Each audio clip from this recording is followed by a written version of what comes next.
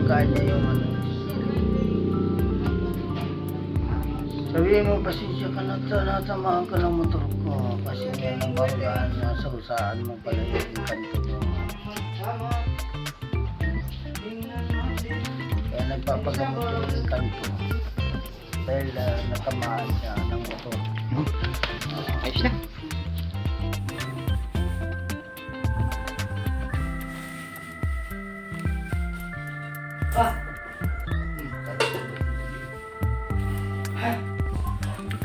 Kidog lang.